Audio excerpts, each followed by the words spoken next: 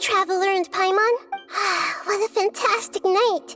I'm still immersed in all the happiness and joy, like a candle floating on water. So are we, and that's why we're here to talk with you. Is there anything you want to know?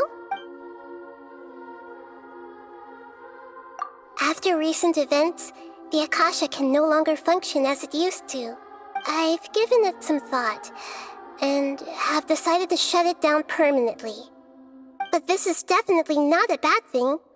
Even from the beginning, I've been planning to shut it down. The Akasha's centralized administration of knowledge has always restrained people's curiosity and curtailed the number of paths available to them.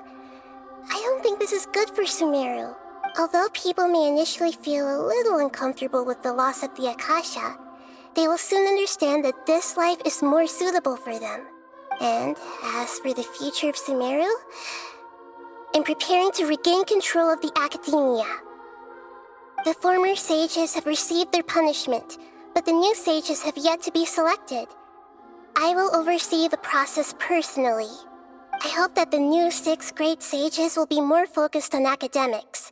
Sumeru needs such leaders more than ever. The other big issue is the people of King Deshret. All the residents of the desert, in fact. I've already taken some measures to address this. It will take some time to rebuild everything, but no matter if it's culture, friendship, or trust, we will rebuild it.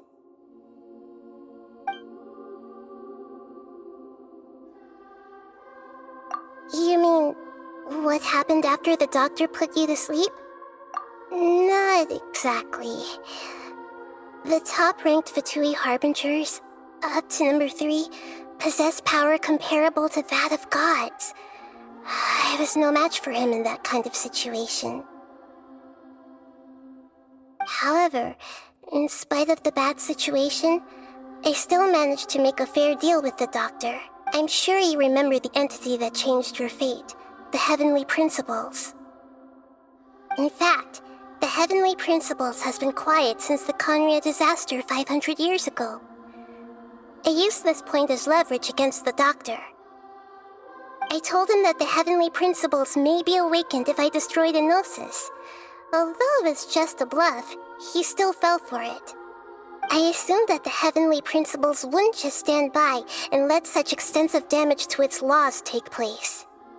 And as for what I exchanged for the Gnosis, the exchange served as both punishment for the doctor, as well as a boon of new knowledge that I couldn't refuse as the God of Wisdom.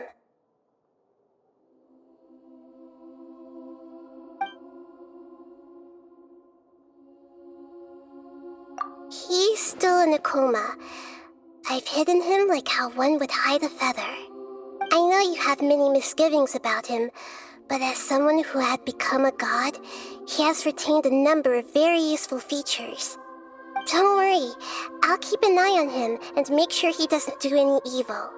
In addition, there are still some mysteries left in him. Some things may be very clear from my perspective, but he is still yet to understand them himself. His future will be determined by fate.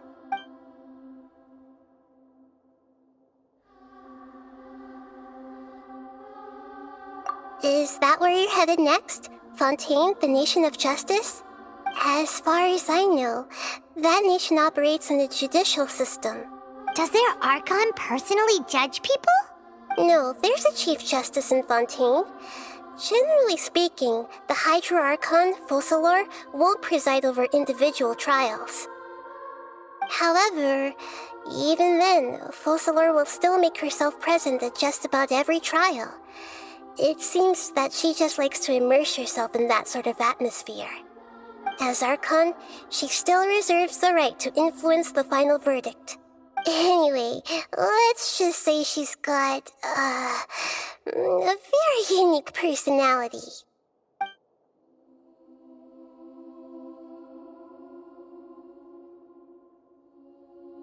Are you sure? Isn't there something else you haven't asked about yet? Huh? You mean... About your sister. While you were resting at Gandharvaville, I took some time to perform an Irminsul search for information on your sister.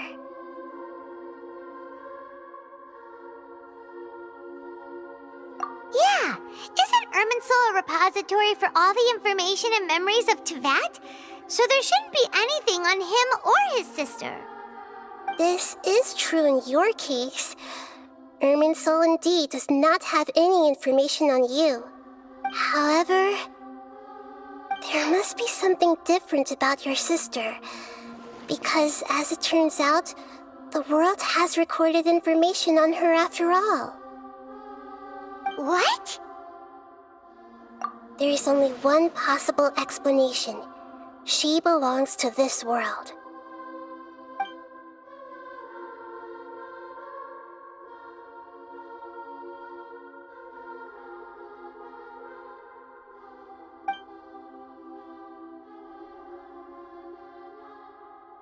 But nothing about this makes any sense! Wasn't this your first trip to Teyvat? According to the records I was able to access, your sibling suddenly appeared in Khaenri'ah. After the Khaenri'ah disaster, she began her journey through the 7 nations of Teyvat. But just as her journey was about to reach its conclusion, the Irminsul records on her suddenly become fuzzy. What do you mean, fuzzy? Did something happen to her? All I know for sure is that somebody, for reasons only they can know, is deliberately obfuscating her fate.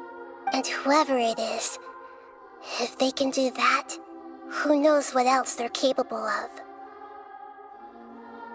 But even that wouldn't explain how she somehow comes from this world.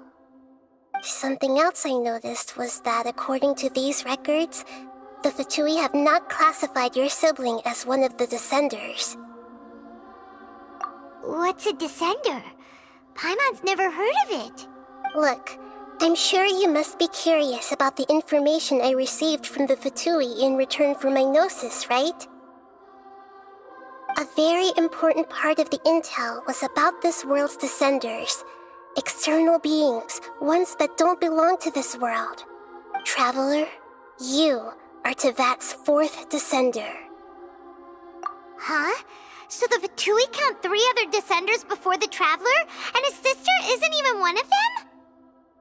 That's right. My current hypothesis is that the first Descender was likely what we now call the Heavenly Principles. As for the other Descenders, I still need to verify their existence. It could take me some time. Paimon's head's about to burst from all this crazy new information. And yet, even knowing all this, I'm sure you must still have a lot of unanswered questions. I must say, I truly regret that I can't help you more as the God of Wisdom.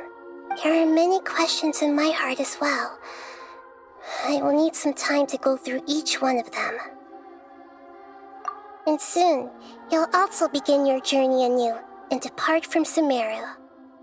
I'm very interested in your future.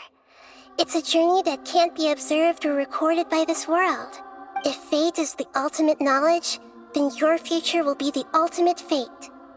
Paimon's sure glad we got to meet you, Nahida. The pleasure is all mine. I can't thank you enough. Alright, that's enough talk for today. If you ever miss me, just close your eyes, and maybe I'll appear in your dreams.